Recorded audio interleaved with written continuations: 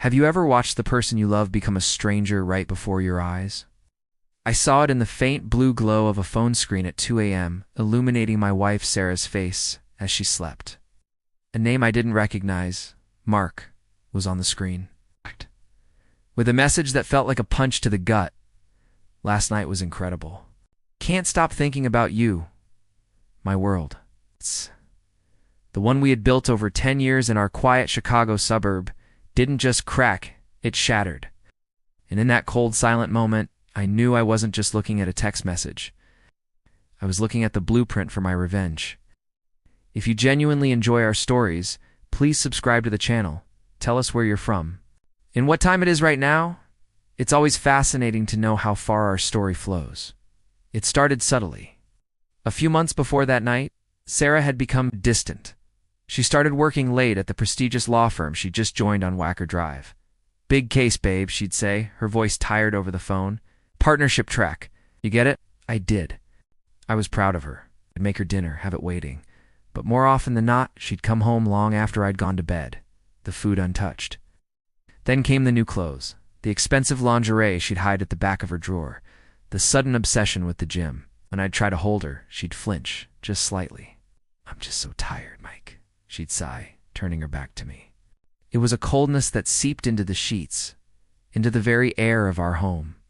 The man, Mark, was a senior partner at her firm.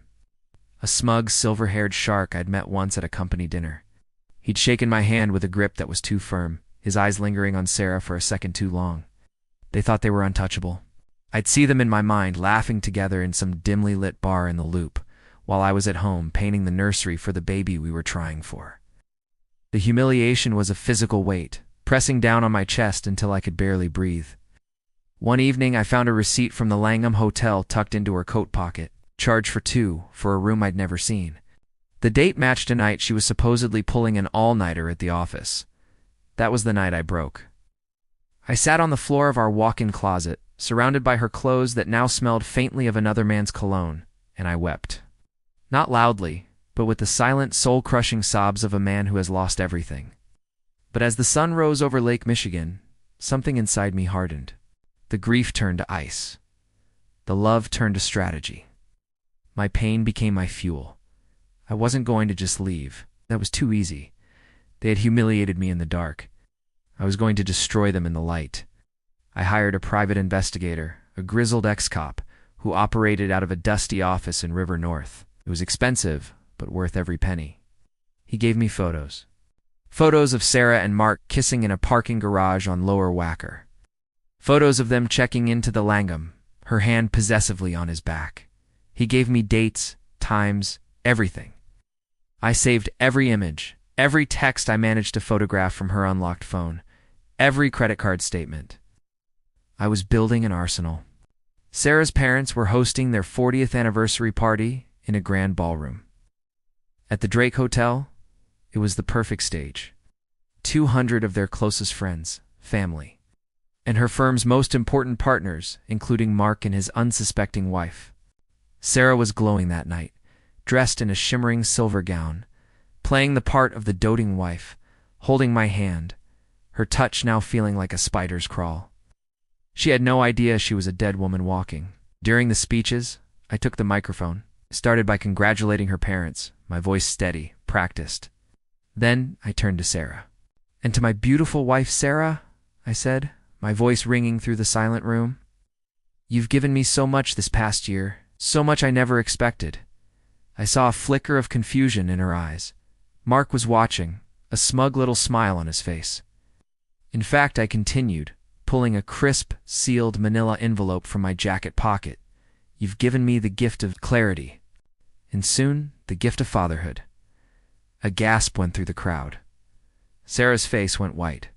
She had told me a week prior that she was pregnant, her eyes filled with what I now knew were crocodile tears. "But a question has been bothering me," I said, my voice dropping, becoming cold. So I took the liberty of getting a prenatal DNA test.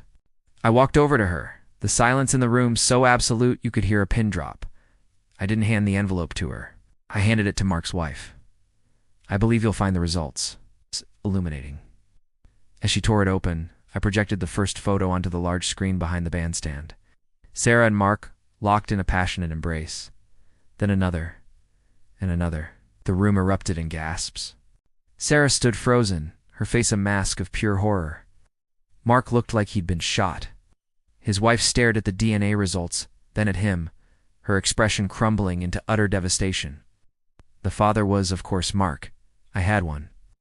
I had burned their world to the ground with nothing but the truth. I placed my wedding ring on the table, turned, and walked out of that ballroom without looking back. The fallout was biblical. Mark was fired and his wife filed for divorce, taking him for everything. Sarah was disowned by her family and became a pariah. Left Chicago and never saw her again. Sometimes, in the quiet of the night, I wonder if she thinks about me. I don't think about her. To think about her would be to remember the man I used to be. The end.